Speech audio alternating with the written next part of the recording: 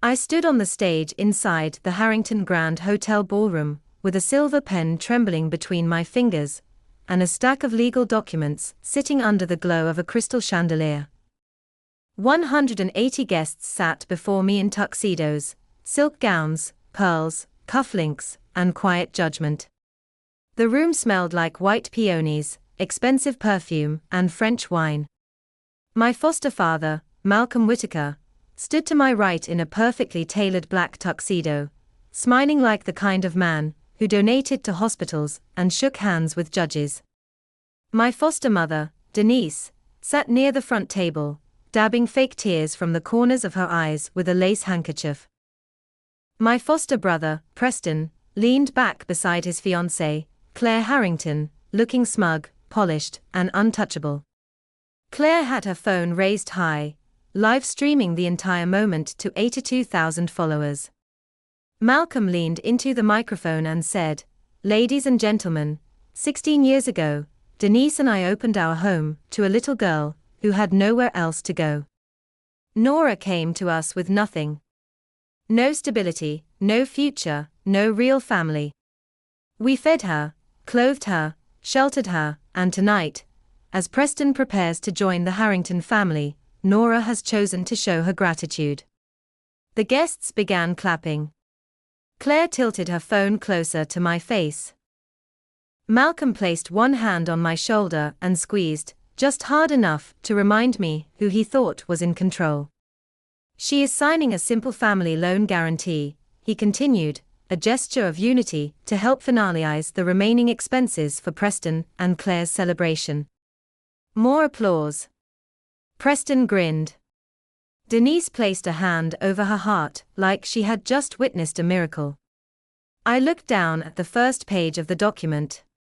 Malcolm had told everyone it was a loan guarantee. But the bold black title at the top said something very different: Permanent Beneficiary Release and Guardian Reimbursement Agreement. If I signed it, I would surrender my legal claim to a $1.7 million inheritance I had only learned about 5 weeks earlier. If I signed it, I would also admit that Malcolm and Denise deserved compensation for raising me, as though every meal they denied me, every insult they threw at me, and every year they made me sleep in a room behind the garage had been an act of generosity. Malcolm bent close to my ear and whispered, "Sign it. Do not embarrass me in front of the Harringtons." I looked at his hand on my shoulder. I looked at Denise's fake tears. I looked at Preston's lazy smile. Then I looked straight into Claire's live stream camera. 82,000 people were watching. They thought they were about to see a grateful foster daughter repay the family that saved her. What they did not know was that inside the small clutch bag at my side, I had 16 years of bank statements, a trust file, a legal demand letter, and proof that the Whitakers had stolen $1,632,000 meant for me. I held the pen above the signature line. The room fell silent. Then I opened my fingers. The pen dropped onto the wooden podium with a sharp crack that echoed through the microphone like a gunshot. Malcolm froze. I pulled the microphone toward my mouth and said, calmly, "I have one question. If this is just a family loan guarantee, why does it say I'm giving up my $1.7 million inheritance?" The applause died instantly. Faces changed. Glasses stopped halfway to lips. Claire's smile collapsed behind her phone. "And before I destroyed the Whitaker family in front of Charleston's richest people, you need to understand how I got there. It started 5 weeks earlier, on the morning of my 19th birthday. If you've ever been made to feel like a burden in a house where you were supposed to be loved, stay with me. And before we go any further, leave your age in the comments. I read them, and I want every invisible person listening to know they are not alone." That morning, I woke up at 5 o'clock to Denise pounding on the thin door of the room I slept in behind the garage. "Nora, get up," she snapped. "Preston needs his suit picked up before 10, Claire's dog has a grooming appointment, and the kitchen looks disgusting." No happy birthday. No card. No breakfast. No soft knock on the door. Just orders. I sat up on my narrow bed and stared at the peeling paint above me. I was 19 years old, and for the fourth year in a row, the Whitakers had forgotten my birthday. Or maybe they had not forgotten. Maybe they simply believed the day I was born did not deserve to be celebrated. I pulled on my faded scrubs from the animal clinic and walked into the kitchen, where Preston was sitting at the island drinking cold brew from a glass bottle that probably cost more than my weekly groceries. He was 24, handsome in the lazy way rich boys are allowed to be handsome, and completely unemployed unless you counted helping Dad with investments as work. He looked at me without lifting his head and said, "My suit receipt is on the counter. Don't wrinkle it." Claire's tiny white dog was sitting in a carrier by the door, wearing a jeweled collar. Denise swept into the kitchen wearing a silk robe and said, "And don't be late. The Harringtons are coming for brunch next week, and I need everything perfect. We cannot have your usual careless energy in this house." I said nothing. Saying nothing was how I survived. I picked up the dry cleaning slip, took the dog carrier, and went out to my old grey car, the one Malcolm called a character-building vehicle, because the air conditioning only worked when it wanted to and the passenger window had been stuck halfway up for 2 years. I drove through Charleston while the sun rose over streets lined with pastel mansions, iron gates, and old oak trees. The Whitakers lived in south of Broad, in a house they told everyone was proof of discipline and good taste. What no one saw was the room behind the garage where I slept, the thrift store shoes by my bed, the textbooks I bought used, or the envelope where I kept every dollar I saved from working at a small veterinary clinic in North Charleston. I wanted to become a veterinarian. That dream was the only thing in my life that still belonged to me. 2 years earlier, when I was 17, I had asked Malcolm for $75 to attend a veterinary internship workshop in Columbia. I had stood in his study holding the application like it was a passport to another life.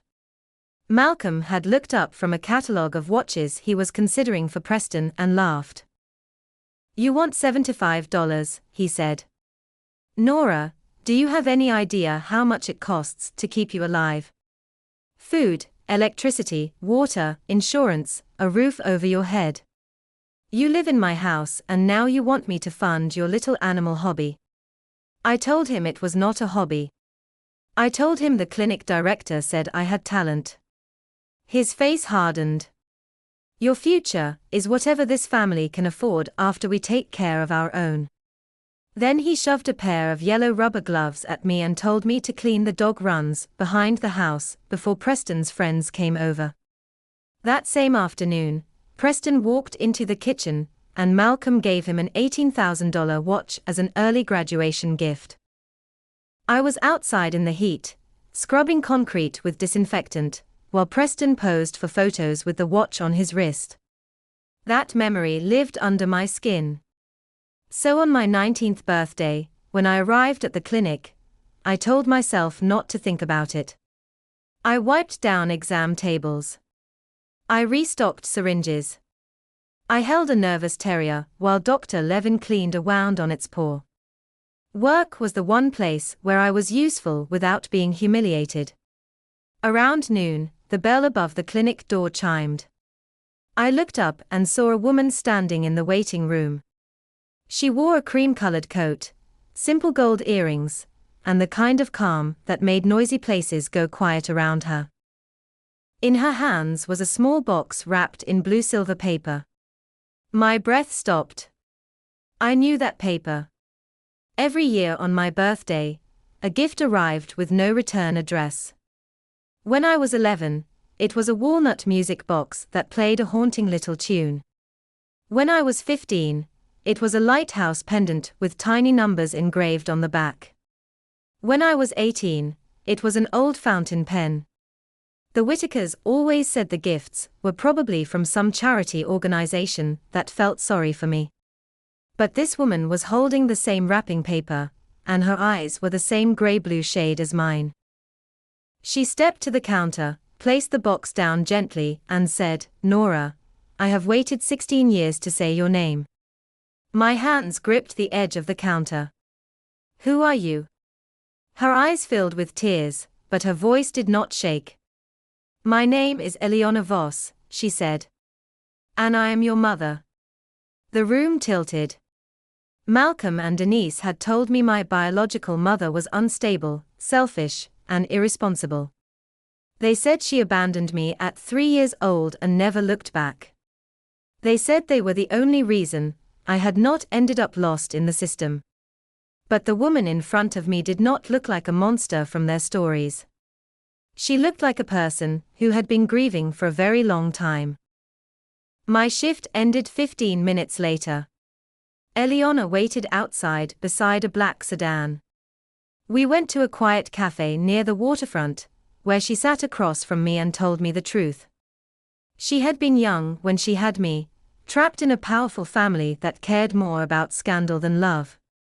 Malcolm was a distant relative through marriage, someone her father trusted, because he looked respectable. A private custody arrangement had been made. Eleanor was forced to sign a non-contact agreement. If she reached out before my 19th birthday, she would be sued, cut off from family assets, and accused of interfering with guardianship. "I never abandoned you," she said, her voice breaking for the first time. "I sent the gifts. And I sent money every month." "Money?" I asked. She nodded. $8,500. Every month. For 16 years. It was supposed to pay for your care, your education, your clothes, your medical needs, everything. I stared at her. $8,500 a month. $102,000 a year. For 16 years. $1,632,000. I thought of my room behind the garage. My used scrubs. My cracked phone. The $75 Malcolm refused to give me. Preston's watch. Preston's car. Preston's private business school. The brunches. The country club dues. The trips they took without me. My voice came out thin and cold. They didn't spend it on me. Eleanor's face changed. Grief hardened into something sharper. "Then we go to the police," she said. I reached across the table and stopped her hand before she could pick up her phone. "No," I said. "If we do it quietly, they'll lie quietly. They'll tell everyone I'm unstable. They'll say you manipulated me. They'll drag this through court and still get sympathy." Eleanor studied me. "What do you want to do?" I looked out the window at the Charleston harbor, at the water flashing under the afternoon sun. For the first time in my life, I did not feel small. I felt awake. "I want them to feel safe first," I said. "Then I want them to expose themselves." That afternoon, Eleanor introduced me to Conrad Vale, the attorney who had managed the Voss family trust. He was waiting in a private office above the cafe, wearing a navy suit and carrying a leather file. He did not look at me with pity. He looked at me like I was the person he had been waiting for. He explained that there was more than monthly support. There was a trust in my name worth $1.7 million. It became mine on my 19th birthday. Malcolm and Denise had once been administrative guardians on paper, but they could not touch the principal unless I signed a release after becoming an adult. "They know the support payments stop now," Conrad said. "They know the trust has vested. If they are desperate for cash, they may try to disguise a beneficiary release as something else." I almost laughed. "Preston's engagement party is in 5 weeks," I said. "Malcolm has been talking about vendor deposits all month." Conrad's expression darkened. "Then expect pressure." Eleanor opened her handbag and placed 3 objects on the table: a photo of the walnut music box, the lighthouse pendant, and the fountain pen. "I could not write you letters," she said. "So I sent you keys."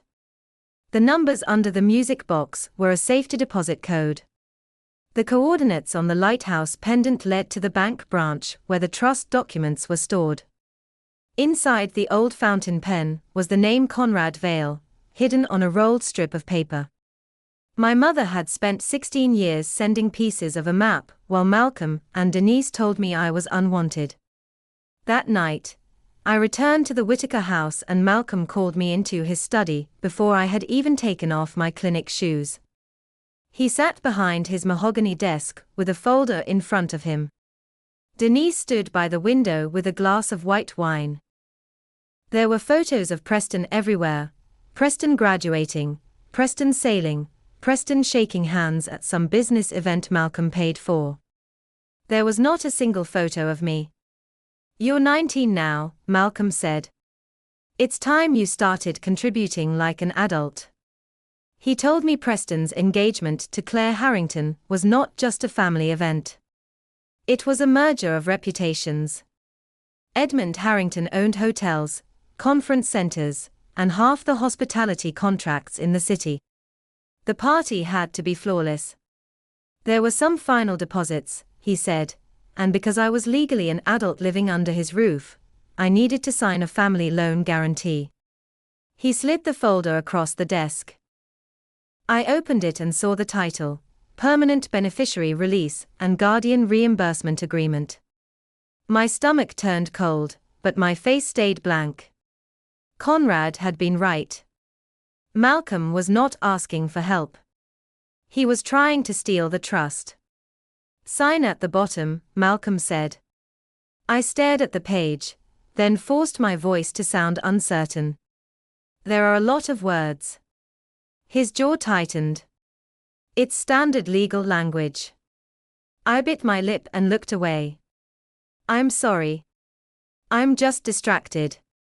Dr. Levin's nephew asked me to coffee, and I don't know what to wear, and I have a headache, and this all feels really serious." Denise rolled her eyes. "For heaven's sake, Malcolm. She's acting like a teenager at a mall." Malcolm exhaled through his nose. He believed the act because he needed to believe it. To him, I was still the garage girl, too nervous, too grateful, too simple to read a legal document. Then I gave him what he wanted most, an audience. I said, "What if I sign it at Preston's engagement party? You always say the Harringtons value family loyalty. Maybe I could say a few words about how much you and Denise have done for me." Malcolm's expression shifted. Pride is a door greedy men open from the inside. He imagined me standing under chandeliers, thanking him for saving me while signing away my inheritance. He smiled. "That," he said, "is the first mature idea you've had in years." The trap was set. But I still needed proof. The chance came the following week, during Denise's brunch for the Harrington women. She made me wear a black serving uniform and carry champagne through the living room. Claire's mother, Beatrice, complimented the floral arrangements. Denise smiled and said, "We believe presentation reveals character." Then she looked down at my rubber clinic shoes, still scuffed from work, and her smile sharpened. "Nora, please stand near the kitchen. Those shoes are not appropriate for the room." A few women laughed softly. Denise added, "We try to teach her, but some children arrive with habits that good homes cannot fully correct." I stood by the kitchen door, holding a tray, and burned the moment into my memory. Near the back of the room sat Ruth Calder, Denise's cousin, a bank auditor with silver-streaked hair and eyes that missed nothing. The Whitakers treated Ruth like an inconvenience because she was divorced, independent, and impossible to impress. After the brunch, while I washed glasses in the kitchen, Ruth came in carrying dessert plates. "You shouldn't have to do this alone," she said. I kept my hands in the sink. "Aunt Ruth, Malcolm gave me a document to sign." He called it a loan guarantee, but the title says beneficiary release. Ruth went still. I told her he planned to bring it to her bank for a stamp. She put the plates down very slowly. "Do not sign anything," she said. "And let him bring it to me." On Monday, Malcolm walked into Ruth's branch and demanded her certification on a transfer package involving $1.7 million. Because the amount exceeded internal thresholds, it triggered a risk audit. Ruth pulled the historical account records. 2 days later, during a tense family dinner, she followed me into the kitchen and pressed a thick brown envelope into my hands. "Hide this," she whispered.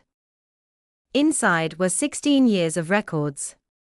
Every month, Eleanor Voss wired $8,500 into Malcolm's account. Within 72 hours, the money moved out: Preston's tuition, Preston's car, Malcolm's golf club, Denise's jewelry, vacations I was never invited on, investment accounts under Preston's name.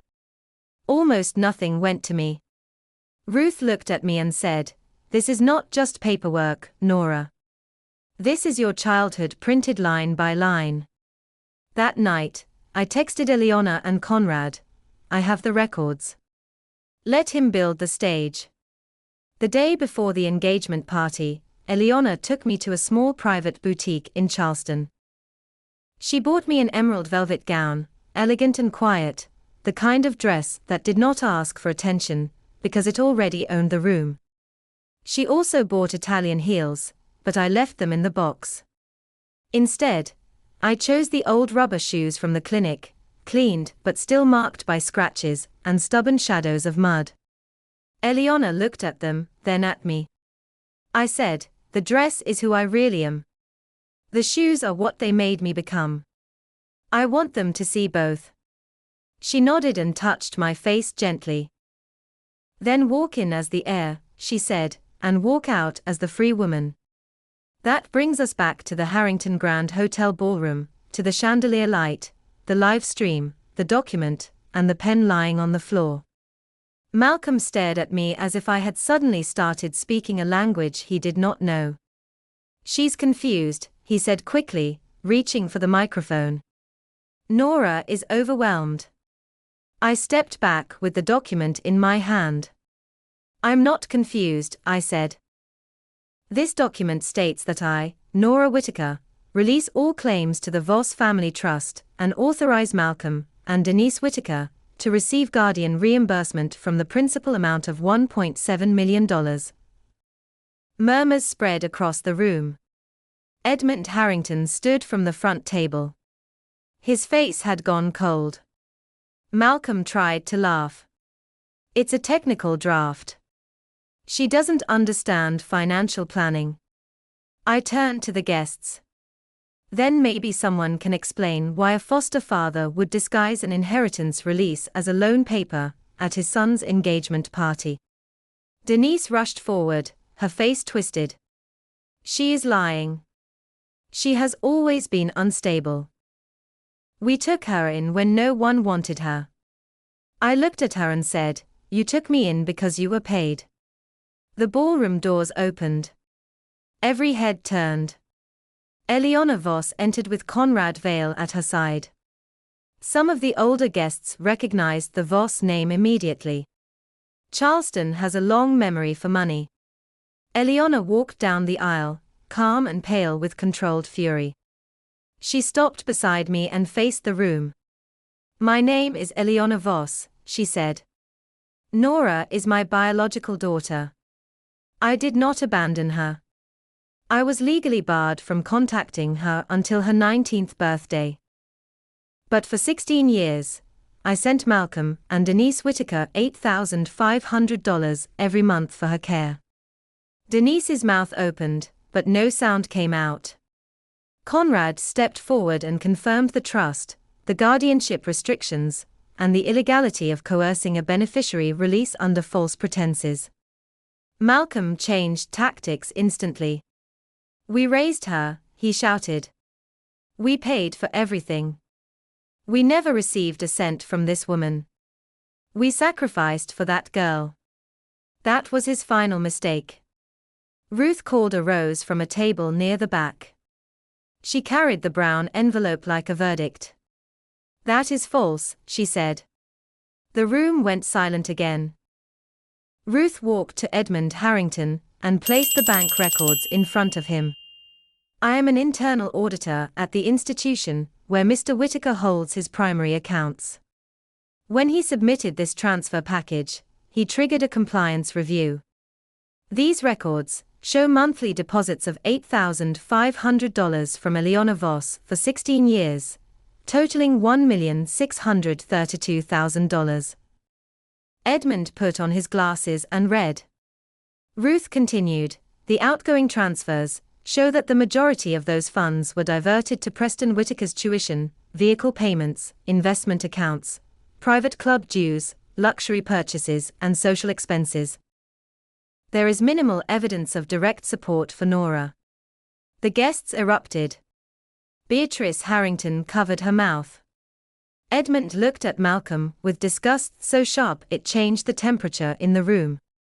You used stolen support money to fund my daughter's engagement party in my hotel. Malcolm could not answer. Preston suddenly shot to his feet, panic cracking his polished face. Dad, you said she was too stupid to understand the paperwork, he shouted. You said the money would clear before the weekend. The room froze. Claire turned slowly toward him, her phone still recording.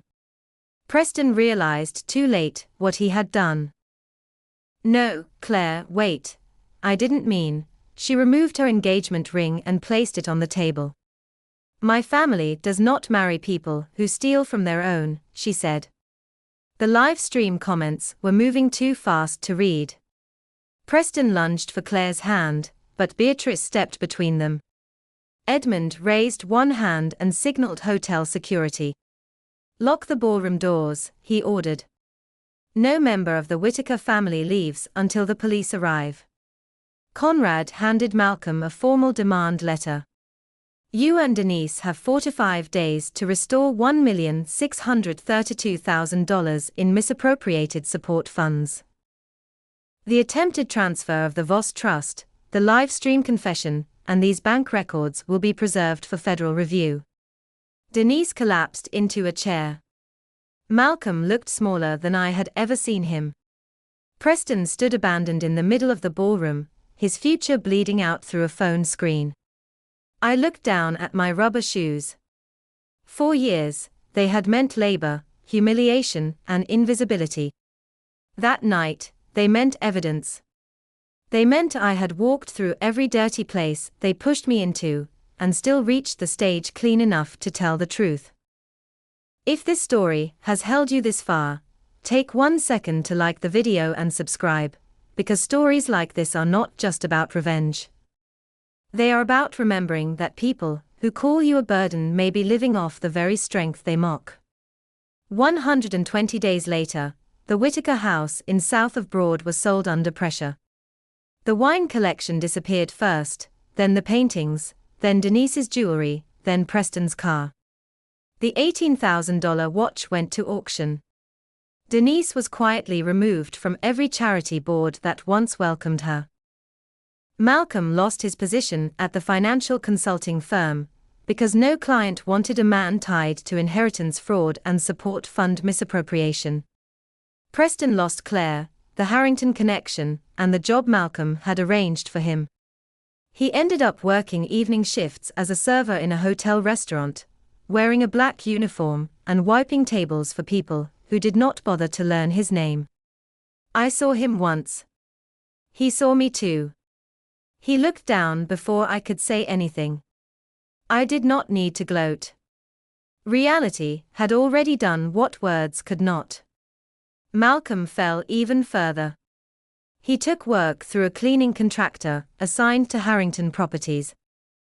One night, Ruth attended a compliance conference at the same hotel where the engagement party had collapsed. She later told me she saw him in the marble lobby after midnight, pushing a mop bucket, wearing rubber gloves, scrubbing the floor beneath the same chandeliers where he had tried to steal my inheritance. Ruth said she did not speak to him. She simply watched long enough for him to understand that she had seen. Sometimes justice does not need a speech. Sometimes it just needs a man with a mop, cleaning the floor he once believed he owned. As for me, I did not buy a mansion. I bought a small house near a lake outside Greenville, with wide windows, quiet rooms, and a little fenced yard for rescued animals. I paid my veterinary school tuition in full. I bought a reliable car, not flashy, just mine. On a shelf in my living room, I placed the walnut music box, the lighthouse pendant, the fountain pen, and the rubber shoes, washed clean, but never thrown away. Eliana comes for dinner on Sundays. Ruth visits whenever her work brings her nearby. We sit at a small round Hello. table with no Okay, head seat, 2 no meetings hierarchy, done. no one I gotta go performing pee. wealth, no one I demanding gotta go gratitude pee for real basic quick, so kindness. I'll be back. We talk. Let me We go pee. laugh. Sometimes Eliana and I sit in silence, learning how to be mother and daughter without rushing the years we lost. I used to believe I had to earn a place at the Whitaker table. I thought if I worked harder, smiled softer, asked for less, and made myself smaller, they would finally decide I deserved to belong. But some tables are built to keep you hungry. Some families do not want your love, they want your usefulness. And sometimes the bravest thing you can do is stop begging for a chair, and build a smaller table where everyone sitting there actually wants you alive, free, and whole. My name is Nora Voss. I am not the girl from the garage anymore. I am not a burden. I am not a debt. I am the receipt they forgot to burn. And my table is smaller now, but everyone sitting at it truly loves me.